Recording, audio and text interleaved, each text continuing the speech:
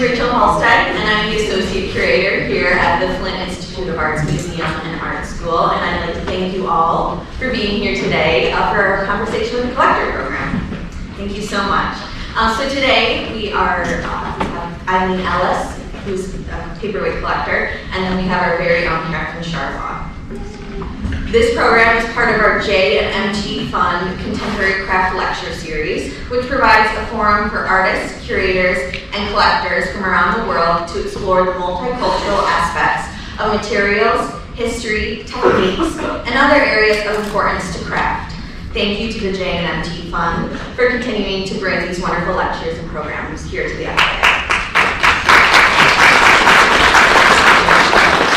So if you haven't already, please help yourself to the refreshments we have here, as well as during our program here. I'd also like to thank the Charles Stewart Mott Foundation for their continued support, which is so deeply vital to our programs here at the FIA.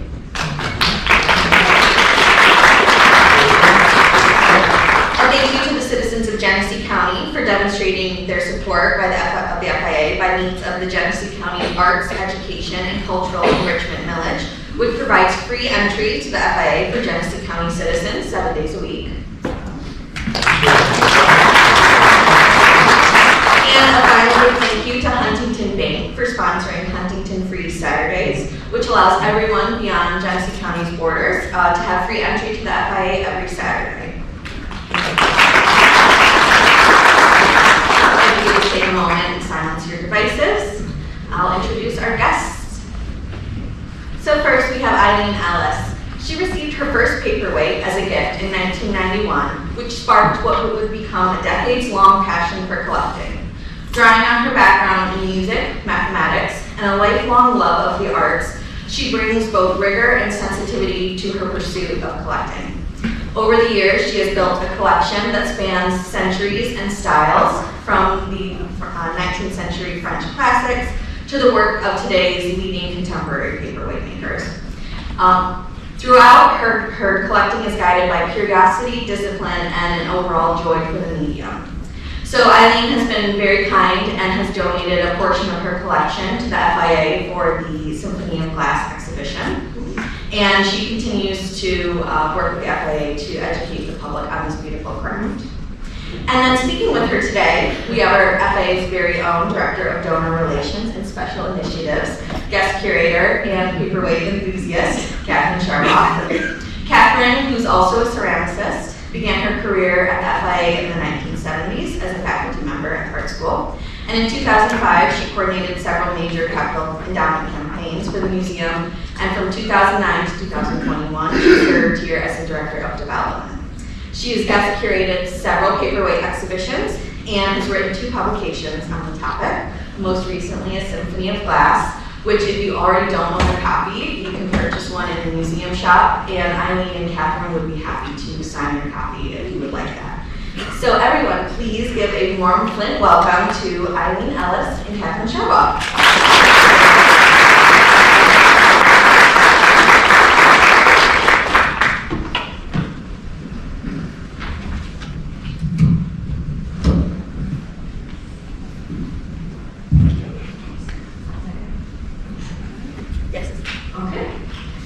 Well, welcome. So I think everyone wants to know how you got started collecting paperweights. So I really, growing up, I had no interest in the visual arts. I was only about music. And in 1970, when my then fiance took me, we went to Chicago, and he took me to the Art Institute. And at that point, I fell in love with the Impressionist paintings that they had there. We have. So that's the Art Institute from Michigan Avenue. And then in the late 1980s, I just happened on a room where there were paperweights on display. Arthur Rubloff, who's pictured to the right of this image, had donated over 2,000 paperweights to the Art Institute of Chicago. So I admired them. I thought they looked interesting, but I had no idea that real people could own them. And then at some point, the Art Institute was selling off duplicates and others So, by the way, this is a weight that's in the Rubloff collection, and I have a nearly identical piece, which you will see if you go to the gallery. And then this is one that's actually, I was able to buy as part of a deed accession that the museum did of some of their paperweights. So that's how I got started, or how I got interested, I should say. And then you came here. I did. Starting in 1995, I was coming here a lot. Those of you who are from Flint might know the Genesee Health Plan. I'm the grandmother of the Genesee Health Plan. Helped with the financing to create that. I'm very proud of that. And so I was coming over here regularly to consult, and I came to the FIA. So some of you might have been to our gallery, which looks like a beautiful palace, and that is the Bray Gallery. And Mrs. Viola Bray gave us the objects and actually designed the room for the large collection that she purchased for us. But personally, she collected paperweights. You can see her in the image touching the wine cistern. So she passed away in about 1961. And a couple of years later, her children gave us about 210 weights that were hers. So if you put that in perspective, the classical period, which we've shown you a few images of paperweights from about 1850, around that time period. Mrs. Bray died in 1960. They made those weights until about 1860. So really, Mrs. Bray's collection was classical. We didn't have any contemporary weights. And so Eileen saw those. And you can see examples of 3 of the major factories in France that are in Mrs. Bray's collection. And they're in drawers now, while Eileen's weights are on display. We have visual storage for the Bray weights. So you saw our weights and you saw the weights in Chicago, but there must have been some features of these weights that you really responded to. Could you explain your kind of what you like about the types of weights? So one of the types of weights is called millefiori, which is French for 1,000, Italian for 1,000 flowers. They're in France, but we use the French terminology. And this is an example of an antique Baccarat millefiori weight. And I was fascinated by the mathematical aspect of these. But they take rods of clear glass, they put them together in bundles, they heat that up, they stretch it out to make these long canes, and then cut cross sections, and then lay those together, and then cover it with clear glass. And so that's millefiori, which is one of the major techniques. And actually, millefiori actually is a very ancient technique. It dates back to ancient Egypt, but it was used to decorate bowls and things and not to make paperweights in antiquity. But then another kind that really got me were the lampwork flowers. This is an antique Baccarat bouquet that has several different kinds of flowers, including these pansies that are very unique to Baccarat. And here, the artist works with, we've got some samples over here, but takes a piece of clear glass and colored glass, shapes it, makes the little petals and things, lays it all out, heats it up, encases it in clear glass, and makes these beautiful things. This one and the last one you saw are both from around 1850, so they're very, very special. And some of my weights and some of the ones you'll see incorporate both techniques. They might have the flowers in the middle and then a ring of the millefiori around the outside edge. Now, you saw these weights and you said that you didn't think real people could own them. We know you're real. And when did you discover that you could own them? How did you get to do that? What happened? So, and by the way, I should have mentioned on the last one that we do have some samples of lampwork and some millifury canes on the card over here that you can come and see afterwards, as well as a thing about how the ice pick weights are made with the stages of making a big weight. So this piece is actually one of my first interesting pieces. I've seen the ice pick weights, I've seen the bubbles, I've seen the swirls, the gift shops. Then I went to Rob's Country Store in Frankenmuth, which is somewhere between here and Carrow, where my sister lives, and so I was on my way. And someone from there had been to Scotland and had bought some paperweights from some of the Scottish factories that were making weights in the 1980s. And so this millifury piece from Edinburgh was one of my first, what I would call semi-serious weights.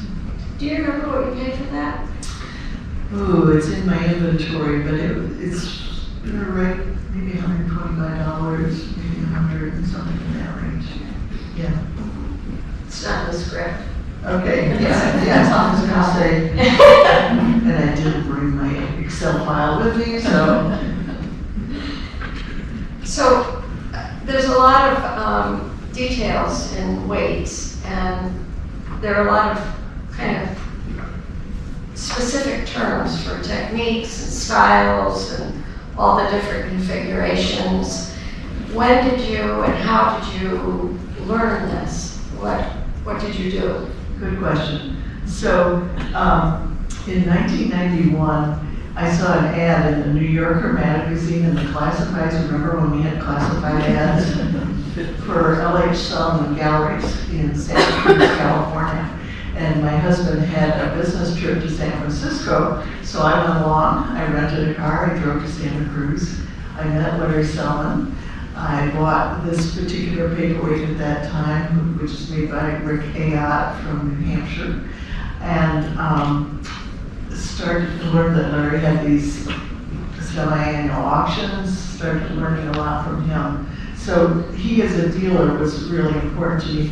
He told me about the Paperweight Collectors Association, which has biennial conventions. So I started attending those in, I think, 99 was my first one in Chicago. Learned so much there from the dealers, met the artists, met some very knowledgeable collectors, started getting the auction catalogs, buying books, and just generally educating myself about paperweights. So then in 1996, a friend named Ellen Cole, some of you in the room knew Ellen, or know Ellen, some of you live near Ellen in Lansing, who was dealing in antiques, told me that there was this person named Paul Dunlop that was going to be showing some paperweights to a retired dentist in East Lansing, and would I like to go? Sure. And so I met Paul, and he has become not only my major source of buying weights, but a real help in knowledge. He has written books on many of the major factors. Yes, actually, long before I knew you, I met Paul Dunlap because he requested access to our collection to photograph it for a beautiful coffee table book that he did on Baccarat, and then again on Clichy. So we've worked with him over the years, and it's not a surprise that he would know Eileen as a dealer and an author. And he frequently stops in Flint and looks at what's going on. I'm sure he will be back. He was here a couple weeks ago, and he'll probably be back to photograph. Well, he requested an image from the exhibition for a new book he's writing on Russian weights. So it's a small group, but once you're in it, it overlaps, and all of a sudden you have this big community of people that you know that have shared information. By the way, going to those conventions was really valuable, still is. I've only missed one since I started when I was in India with some of the ladies in the room. And I missed the Norfolk convention, but you get to look at like hundreds or thousands of weights and talk to the artists and talk to the dealers. And really work for the lectures. I'm really looking forward to next May when we have our next one. Well, they had the PCA actually held a convention in Dearborn a couple years ago, right after we opened the hot shop, and our director, who's over there, had the pleasure of addressing the group, and then they had a trip from the conference center in Dearborn to our museum and saw an exhibition that we had at the time of weights, and then we had renowned paperweight makers in the hot shop for them to witness making. They all loved our hot shop, so they know about us. Yeah.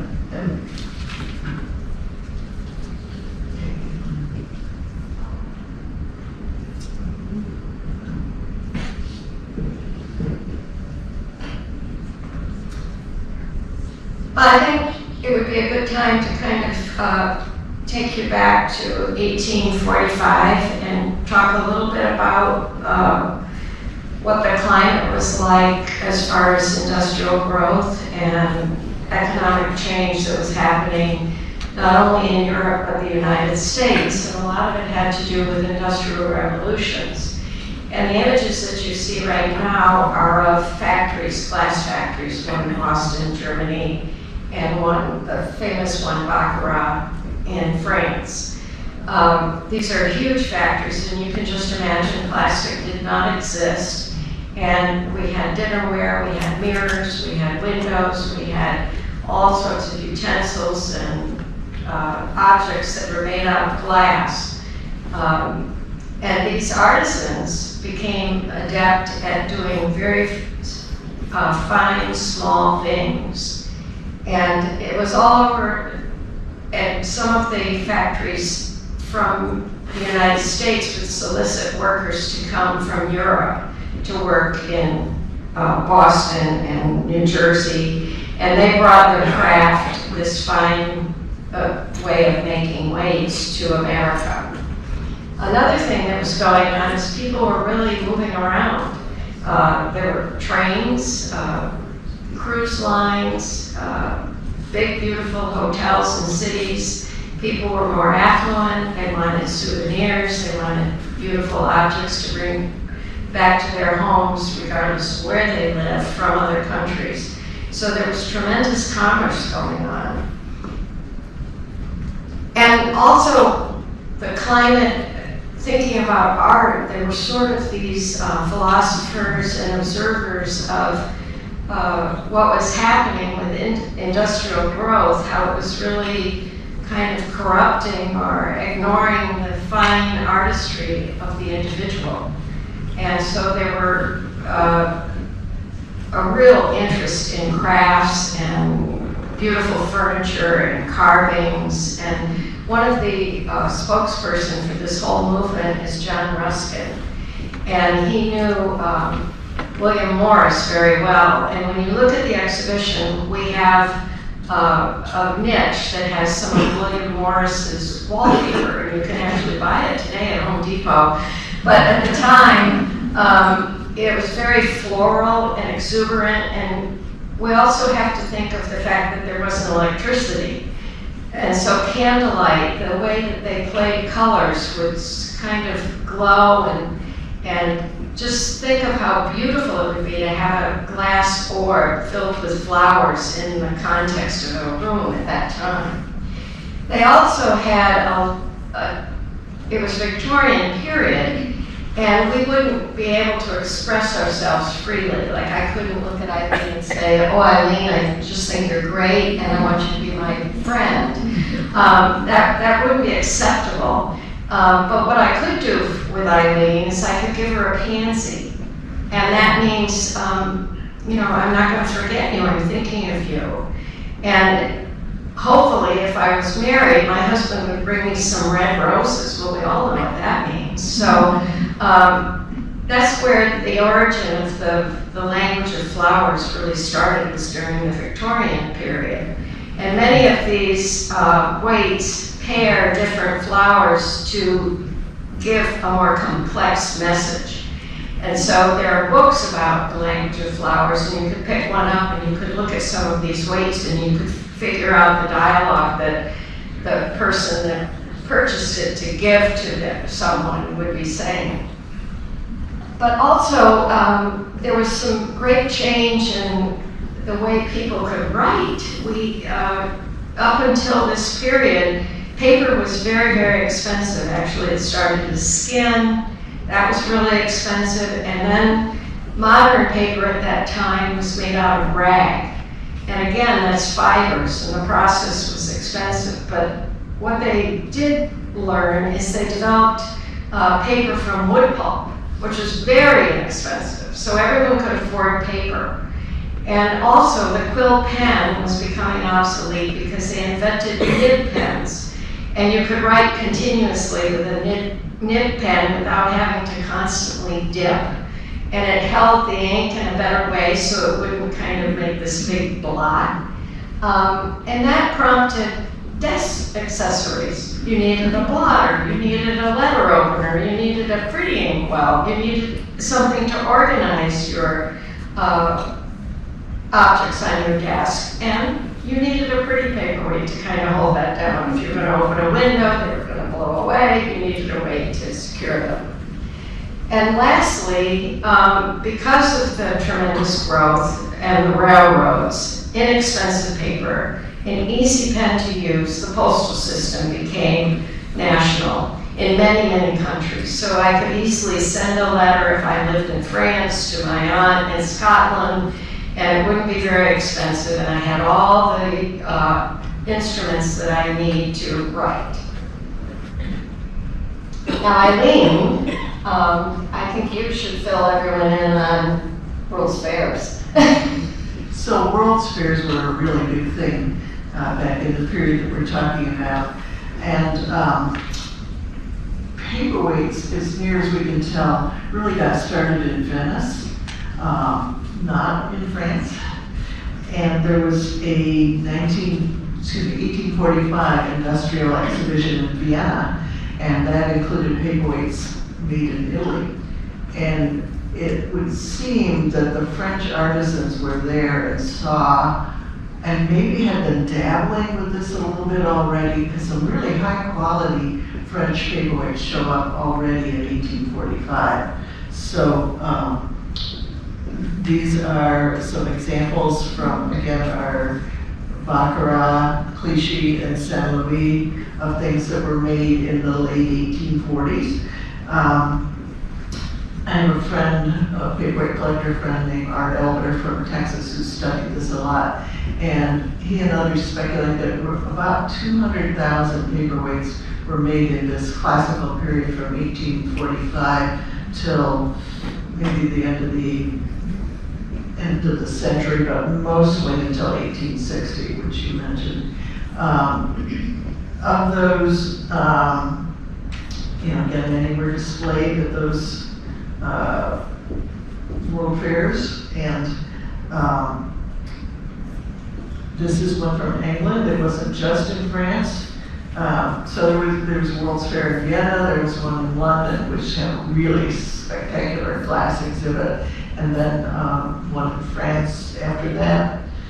And so Baccarat, Saint Louis, Clichy, but also England, George Bacchus and Sons, this is one of theirs, and also Bohemia. I don't currently have a Bohemia. I think I sold that to somebody, but that's now the Czech Republic. And then it kind of stopped.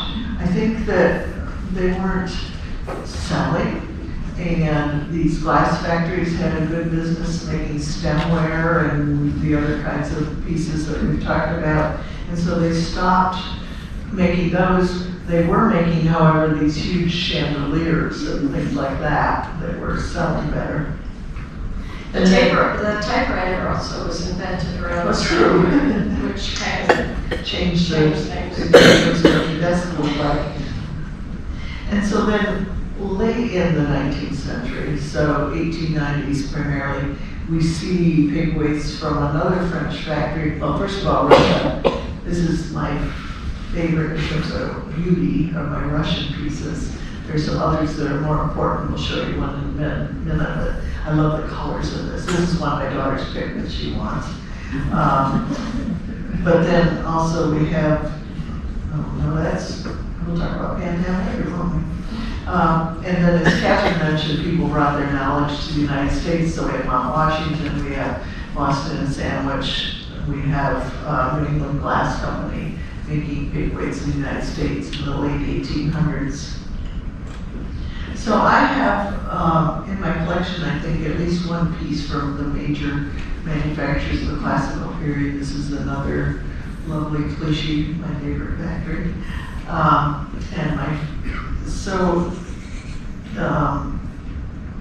got my numbers wrong. I overstated how many were made in the classical period. Okay. Probably 50 to Yeah, 100,000, of which only maybe half survived, maybe 20,000, and then good quality, maybe only 10,000 still exist. So a lot have been lost through, they've been damaged, or who knows what's happened to them along the way. So I feel really fortunate to own about 150 of the weights from the classical period.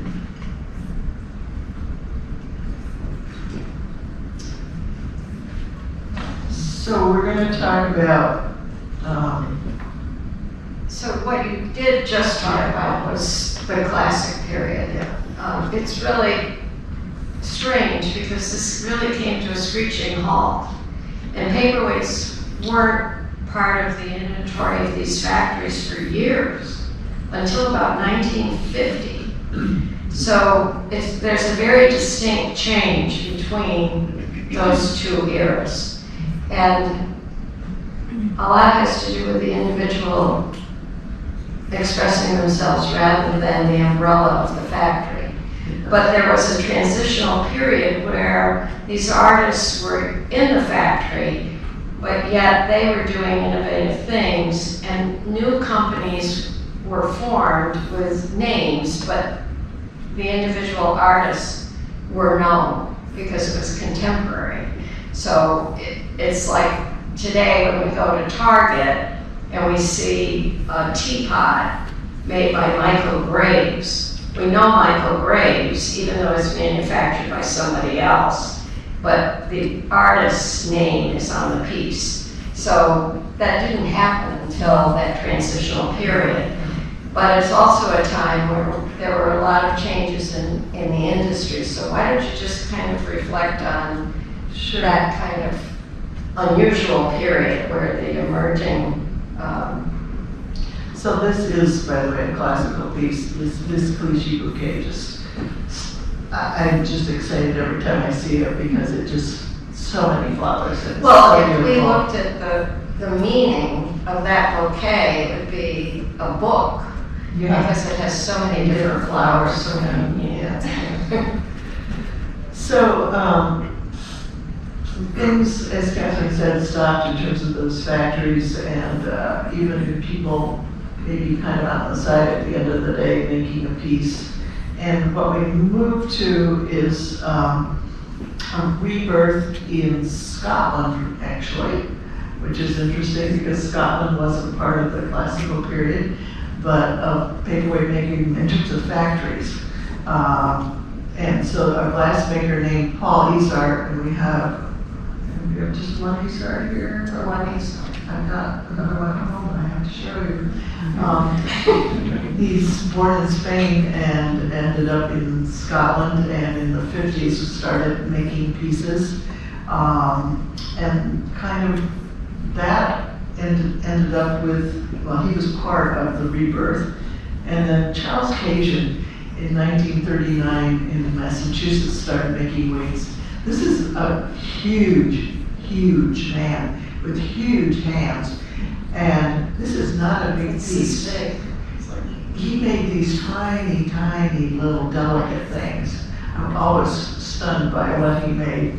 So these are two people who were important in the rebirth of paperweights as an art form. But then, well, and this is another occasion. Wealthy collectors are also part of the story. A man named Paul Jokelson, a wealthy man from California, I believe. Well, I know him. Well, yeah.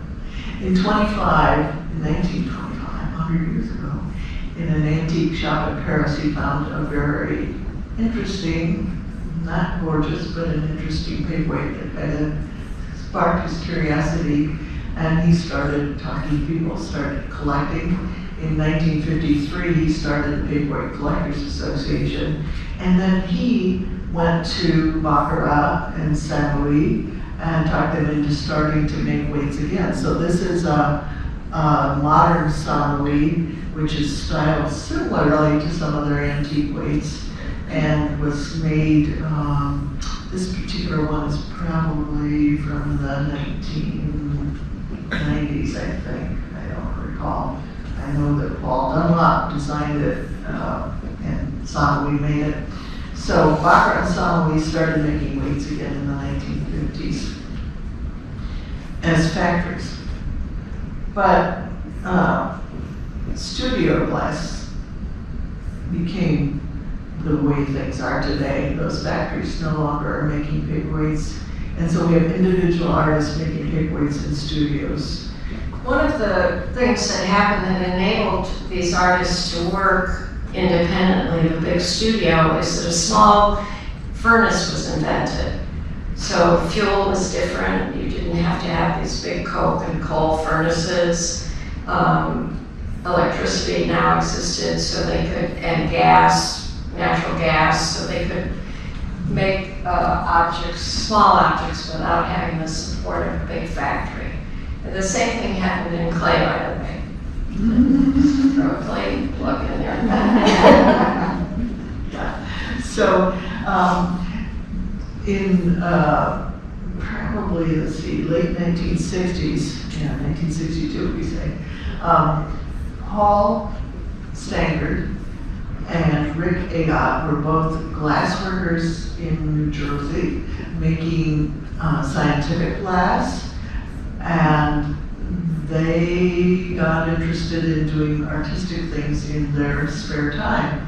And so Paul Stangard is viewed as kind of the founder of the modern studio artist movement. This piece that you're seeing right now is by Rick Agot from New Hampshire, one of my favorite artists. I love his blueberries, and I love the way this is cut. It's just a gorgeous piece. They were kind of at the place where they made studio glass, doing paperweights using the equipment there. And then later each built their own studios where they had their own furnaces and their own hot glass to work with. So that was a sideline for them. They were still, their day job was making the scientific glass. So this is the Stangard on the left and then Agot on the right. Both of these weights have not just flowers, but Stangard has a bee in there, and obviously Rick Agot has a bird. These are all, every image you're seeing of my weights is something that's in the gallery. So I have a chance to get a close look at that.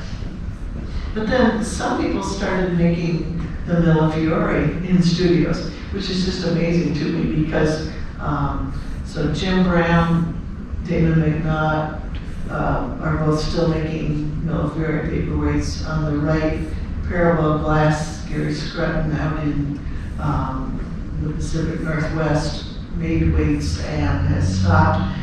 They were making weights using these canes that we talked about, where you start with something this big around, it's got your pattern in it, and it's about this long, and you heat it up, and then you have to have two people to pull it out. And it's wonderful thing about glass, whatever pattern you make stays as it gets smaller and smaller, then you cut the section. So you all have to have a spouse or a friend to work with them, or else they can't do that by themselves.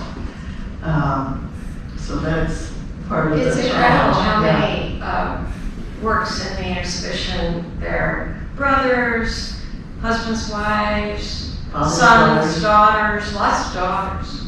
A lot of women actually are glass paperweight makers today. Change it up. Yeah. Okay, so when did it occur to you that this wasn't a hobby? think that was gradual, because I was educating myself through meetings, reading, conversations. And then as funds were available, I would buy things from dealers at antique shows, through auctions, and eventually it occurred to me that I was getting pretty serious about this, and I had to, when there were more than 3 of them, I needed an inventory, so I set up my Excel spreadsheets and kept track of what I paid, where I bought it, who I bought it from, and I also created a photographic inventory, so I have thumbnails of all my weights. It was quite amazing when I met Eileen, got to know her, and I asked her what she collected, and she met me in the cafe, and she brought spreadsheets. So I saw the date she purchased it, where she purchased it, an explanation of what it was, the whole thing, and then had the appraisal value. And it was really amazing. I collect some things, but I don't have that. I think it's Part you do eventually do it for insurance purposes, but yeah. But it was wonderful for the FIA because the research was already done and it was quite accurate. Now, Mrs. Bray did have lovely, almost like a diary of all her purchases, but the information was more of her sentiments about them. Which is lovely to know, but she has the facts. So, it's a very interesting contrast, but I don't think that was a priority for Mrs. Bray at the time. So, you collect both antique and contemporary. And I think you have a lot of contemporary. But do you think your heart is with the classical period? And a lot of your transitional pieces reflect the classical period. So what has happened there with your mind as far as... Well, so, I started out, just buying anything that looked pretty. But as I had a chance to build a little budget for paperweight purchases, I started being more intentional. And I do love the antiques. As you will read in my book, there's a music theme through all this. We call it Symphony of Glass. I've told Kathryn, and I tell everybody, I will look at a piece, rarely will buy a piece that doesn't sing to me, that just doesn't have an emotional, aesthetic appeal to me. I have a few that I bought just because of their rarity, but generally, there has to be some kind of emotional appeal. But I do love the fact that the Jim Brown and the Damon McNutt, especially Jim Brown is like a Bacchus, and then the Parabel, Gary Scrutton's rose in the middle is just like the antique Clichy roses, and he's got so many beautiful roses packed into that particular weight. So, I developed my own aesthetic, but I think it's a good one. Do you think that, I think that it really reflects your personality. One of the things that, once I got to know her, a lot of her collection is very precise, the way the weights are fabricated, everything is symmetrical, there's a center focal point, and that's probably your mathematical side that's Yeah, and I think we've got one later in the slide later that shows that. Yeah. Yes. Mhm. Yeah. Tell them a little bit about how you display things at home. Well, can we back up and talk about, because I think you're a little ahead of me. Okay. So, sometimes I have sold or traded away in order to acquire something. I'm not sure. Okay, at least I was expecting this in theory. So I'll just tell you. I have my most recent purchase is number 445 in my inventory, but I have 376 lines on my spreadsheet. So that means I've sold a few to traded a dealer or to an individual or to like a group of collectors. I'll take a few. I've given a half a dozen to my granddaughters. There's one weight that's in the exhibition where I had a poor example of it. It was all slumped over. And when I later had more money, I traded as part of the purchase price the poor one to a dealer in order to buy a better one. So, you know. How about like Etsy and eBay? How do you? I have bought a few pieces on eBay and, well, two things.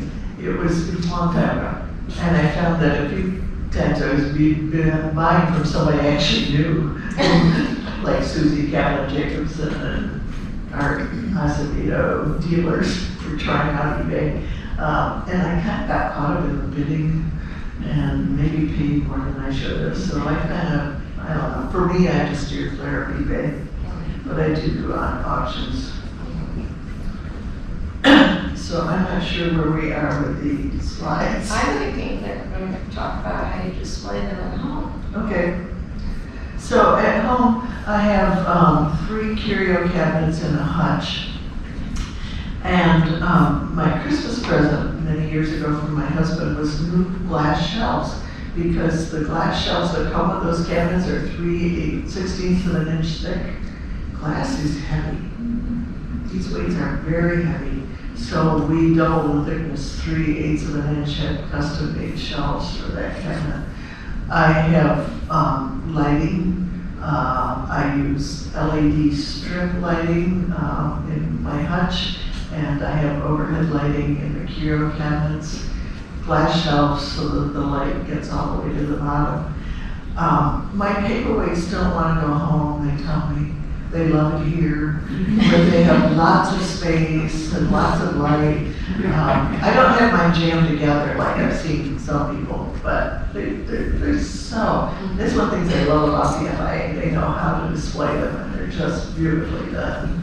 They do look good. Yeah.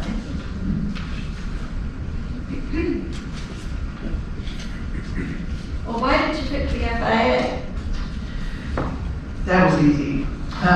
In terms of doing the show, this is close to home, and I can come over and bring friends, but more than that, the FIA does such a great job of displaying things, glass in particular. When you see the exhibition, if you haven't already, the lighting, the spacing, it's all spectacular. And then working with Kathryn, who did such a great job.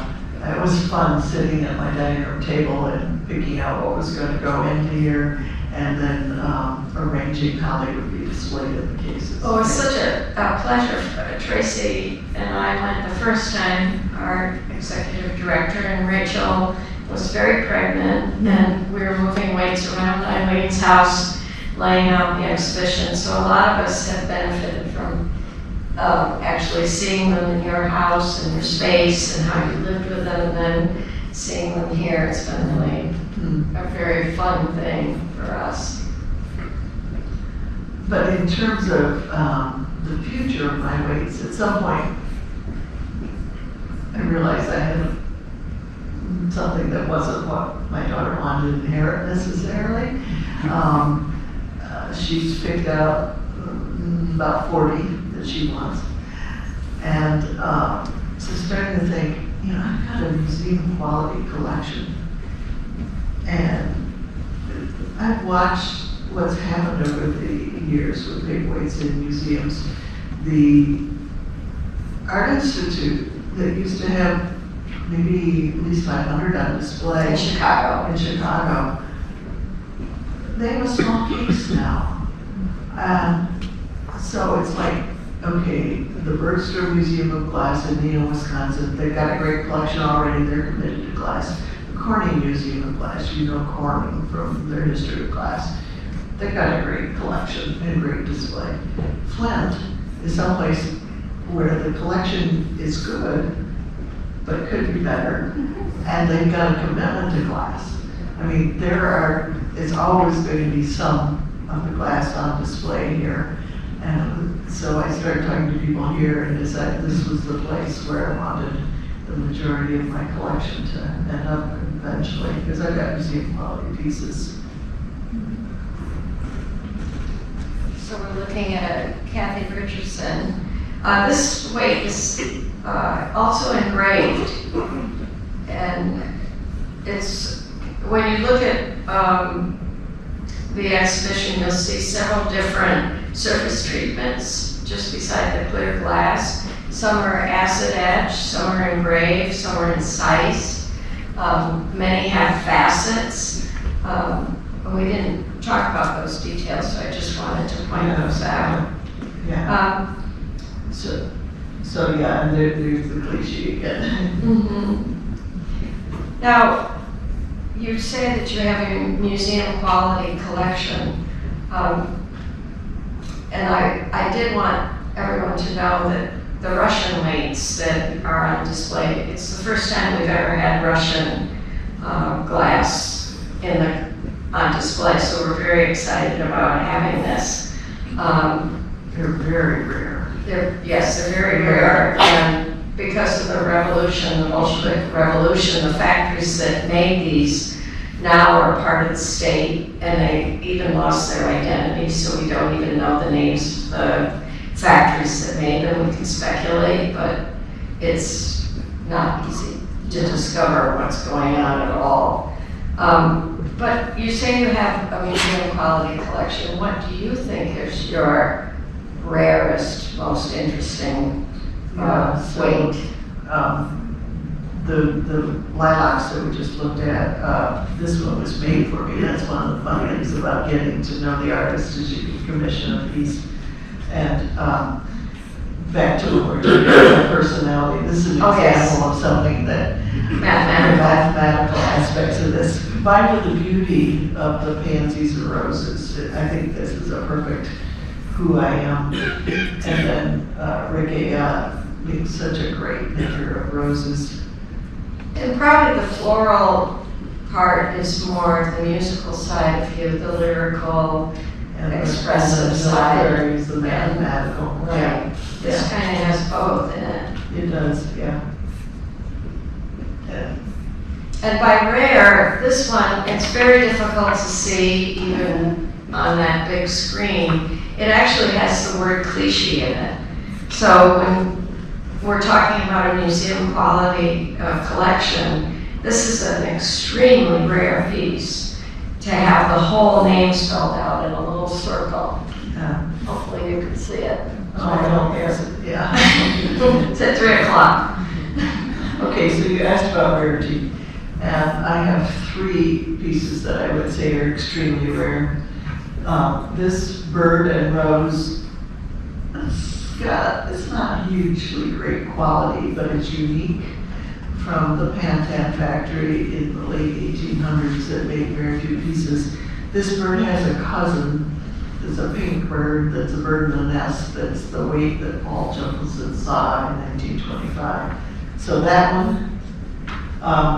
This is a Pantan salamander. He was the display for the postscript exhibit in 2020 that most of you didn't get to see because of COVID. When there was a book written about one of these at Corning a number of years ago, they thought it was unique. There are 15 of these, but each one's different. And the technology to put all these little scales onto that salamander back in the probably around 1870s was just amazing that they were able to do that. And then this Russian piece. And I was going to describe it to you in detail, but I'm not sure that you can really, well, let's try it. So if you start at 9 o'clock and go around, what's special about this is there are just so many things packed into it. So I'm going to ruin my neck if I do that, so I'll just read what I wrote. So if you start at 9 o'clock, there's a strawberry, there's a blue dragonfly, there's a butterfly, there's a strawberry, there's a small pink flower, a raspberry, a small white flower with red dots, a green frog, then this pink rooster, which is really unusual. It has blue wings, you know. And there's a small flower above that, and then a green frog, and another small white flower, and then below the whole thing is a red snake with markings. So this is probably one of the most important paperweights in existence. And then you asked me before about how I find things. I hate shopping.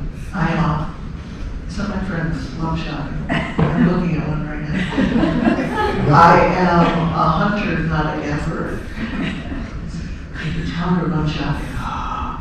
But, so I love Amazon because I can hunt.